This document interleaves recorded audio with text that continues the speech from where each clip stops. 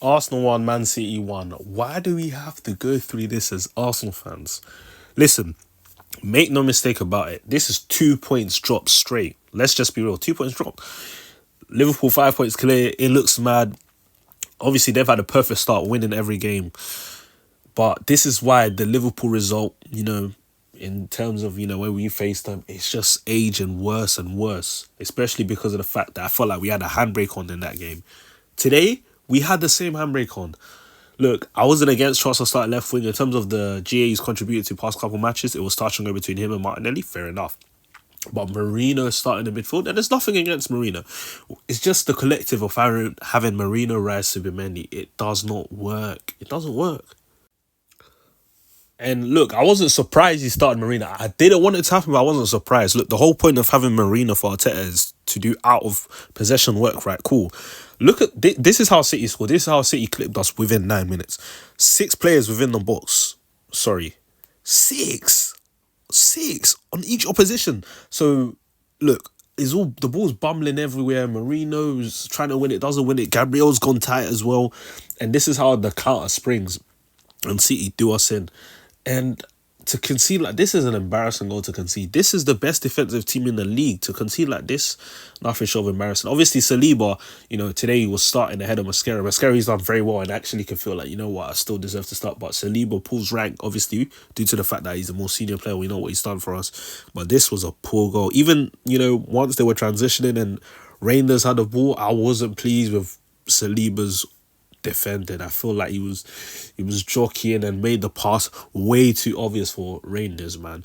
You got to close the angle a bit, man, or force Reinders to be caught in two minds. He didn't, and that's what affected us. And seeing us concede like that early, especially with this lineup, and you're like, oh gosh, this lineup, it was tough as it is already, and now when you're goal down and you need to force the issue, it's a nightmare. Cool, Saliba, look, you've got a lot of credit in the bank because of what you've done for us, but bro, I mean, this goal annoyed me because he was showing Reinders the easy pass. He was like, yeah, cool, Haaland's on that side, yeah, you can pass it to him. Like, he made it very obvious, and you didn't engage, and because of that, Rangers had his mind made up. If you engage, you can at least, make sure that Rangers is caught in two minds. He's like, what should I do? And you can at least slow something down, or maybe, just stop the goal from going in, because of the fact that, every little counts, right? But he showed Rangers the easy pass, and it was obvious to me. I even looked at the screen and I said, Rangers, he's got to pass there, surely. And he passed there, and Haaland did what Haaland does best and scored. But it was tough to see, man. And one thing I'll say, even in this game, cool, I thought Saliba fared slightly better than Gabriel, but I would have liked to see a bit more on the passing from Saliba in terms of just quicker. Because obviously we've seen Mascara start the past couple of games. We know with the passes, he's flashing it. Do you get what I'm saying? In between the lines, just quickly. So Saliba, we need a bit more of that, especially when we'll go down already, bro. It's so painstaking to see, centre backs pass the ball across to each other and just take ages, bro. We need the passing quicker. But yeah, this goal, I'm not a fan of it. This goal was really poor to concede. Look, there's going to be heavy criticism of Arteta. And look, some of it warranted, some of it overdoing it. Cool. But after looking, I'm like, you're at home. You should have the impetus. City haven't been the scary City they were, a couple years ago. Go home and batter them. Show them what you're made of, man. I'm looking at this squad and I'm like, this is a complete squad. You've got so many different tools in your arsenal, pun intended. And you go to a game like this with Marino in midfield. I just looked there and I was like, yeah, you know what you're already going to get. Trying to win, second balls, knockdowns and whatnot. And, just acts as a second striker occasionally for Gyökeres, But I looked there and I was like, nah, this is a game where we want to see Eze. Last home performance against Nottingham Forest, Eze encouraged us, man. He got an assist. Like, I look here and I'm like, this type of attitude, this stubbornness is what will cost Arteta. I'm telling you. You remember against Aston Villa? Remember that game where we were in the running and he played Kai Havertz in midfield? There was no need to have Kai Havertz in midfield, but you played Kai Havertz in midfield. I remember that game. I'll never forget it. I'll never forget. He just changed it up for whatever reason, decided to put Kai Havertz back in midfield, and we ended up losing that game. This now, it's like, it's nothing against Marino. He's a good player and he's done well for us. You know, last season he saved our bacon for sure. But when you keep forcing the issue, it starts to look mad. And in turn, you're going to make the fans start to even resent the player. Do you get what I'm saying? Everyone loves Martinelli, right? But when Arteta kept forcing the issue with playing him out of form, it starts to make the fans bitter towards the player. Marino, we actually like him as well, but now we're seeing it, we're like, okay, cool, Arteta, you're doing too much now. You're forcing him in the team. Look, I look at it and I'm like, it's not even Marino, it's as a collective, bro. Marino, Rice, Zubimendi, that midfield is stodgy. It's no creativity. I'm looking at it and I'm like, how can you even have that midfield? Where's your platform to create for Gyökeres? Where's your platform?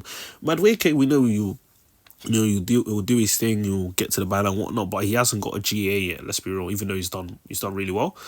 Trossard can be a bit indifferent when starting, but that's still my guy, and Trossard produces every now and then. And then you look at the midfield and you're like, who's going to create for Gyökeres? How do you expect Gyökeres to thrive in this kind of environment? How?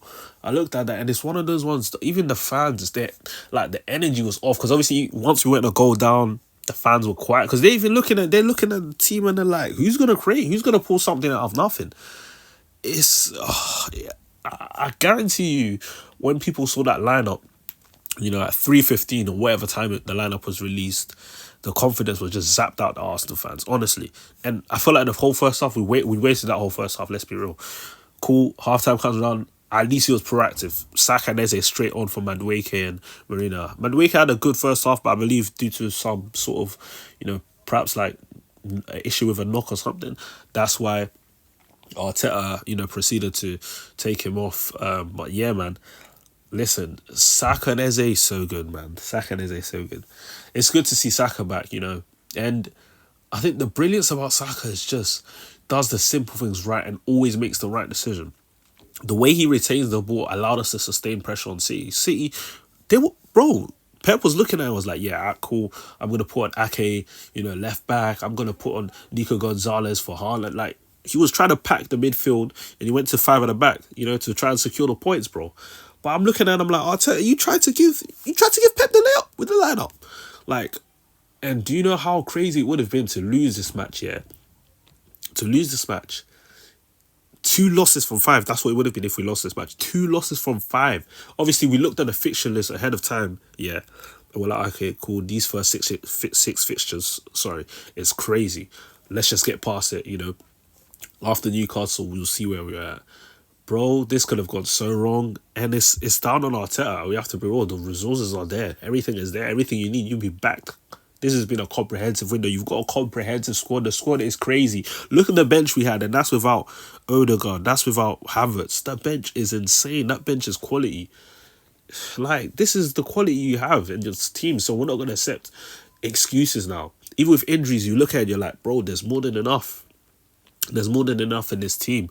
And the lineup, you got it all wrong today. You have to catch the moments, man. And this game nearly got away from us because it was like, all right, cool. This is the type of game where it's like, whatever you do, make sure Man City do not score first.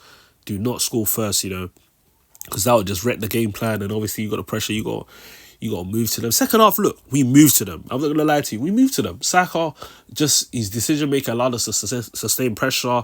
Eze obviously got to play in the 10. You saw a bit of what he's about, especially that assist. We're going to talk about that. But boy, it's crazy. Disappointing, definitely, because this is 2 points dropped, definitely. 5 points behind Liverpool. Wow, it's crazy. But at least Martinelli salvaged something. And even though his points dropped, I can't like getting a draw out of this situation. It's big. It's big psychologically, man. I know if you were even watching that game, you celebrate. It's big psychologically. We'll be disappointed about the points drop, but psychologically, this one's massive. Because losing 2 out of the first 5, that would have been a lot. That would have been a lot to take, I'm not going to lie.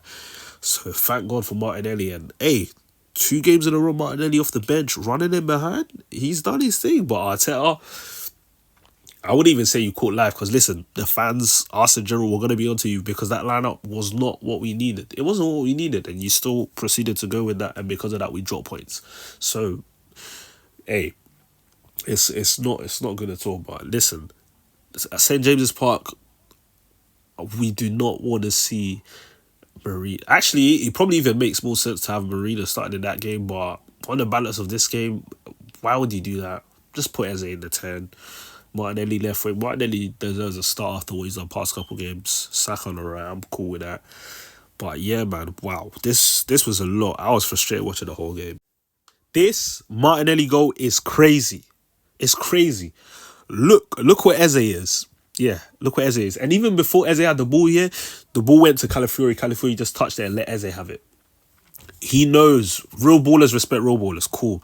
The run for Martinelli is fantastic, but I love the confidence and ability of Eze just to pick this pass out. This is a crazy pass, and let's be real. I'm not trying to slander any players, but I don't personally think Marino is picking a pass like that in this position, in this context of the game. I think he's going wide left. Odegaard over the top ball. We haven't seen that in Odegaard's bag consistently. I don't think Odegaard's clipping this type of pass over the top necessarily. We've seen a lot of times our players make running behinds. No one's chose to pick them up. But bro, this pass from Eberici Eze is sensational. This pass is sensational. Watches the run and he just plays it on a sixpence. And the run from Martinelli is insane. And let's talk about the finish as well, because I was watching this and I was like, yeah, this is a crazy pass, but to beat Donnarumma here is going to take a lot, because Donnarumma is a special keeper. Ball was clipped in from Eze. Look, I think the touch is great from Martinelli, but you see this big finish under pressure as well? This is a crazy finish. I was looking at it and I was like, oh, is this just going to go just wide? But it just nestled into the corner. I was in limbs, bro. I was celebrating. I know his points dropped, but psychologically, this is still a boost. It's still a boost, to pull a point out, salvage a point. What was a game where I felt like we wasted 45 minutes and everything. This is sweet, but yeah, man, no, this can't run. Like the constant, you get what I'm saying? Like conservatism, it will hurt you, and it hurt us today. It hurt us against Liverpool, but Martinelli saves the day, man. I have to big him up. Man. This was crazy. Crazy finish, man. Special goal. Big up Eze as well for the assist, but why do we have to go through so much? Why do we have to go through this? It's like, I don't understand. Why does this Arteta guy have to be so stubborn? Why do you have to be so stubborn for something to go wrong multiple times, almost to the point of no return before you revert to what's the basic or what we've been saying? Like, do you get what I'm saying? In terms of the whole Marino and midfield thing, it don't bang.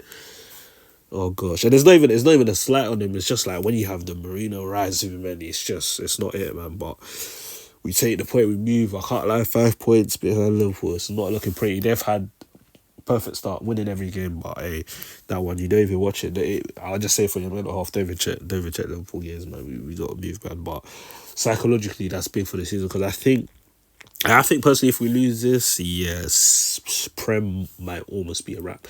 And obviously, there's still so many games to go, but I feel like psychologically, 2 L's in the first 5 when you've got 33 games left, yeah, that's crazy. But fortunately, we salvaged the points and we move, man. But Arteta, let us not catch you utilising that midfield again. I promise you, bro. The fans, you've built up a lot of credit. Don't ruin it. Already the fans are onto you. Even me, I'm looking at you funny, like, bro, this guy is stubborn. But listen, we got a point. We dropped 2. Let's not forget that this is drop points, just like the Liverpool game. But all we can do is accept and move on. But yeah, obviously Newcastle next week in the Prem. Let's go and batter these guys at St James's Park, man. Let's just go and put a stamp. Let's just go batter these guys. Obviously, Port Vale midweek. We'll have to see how that one runs out. Let's go batter them as well, just to make ourselves feel better. But yeah, man.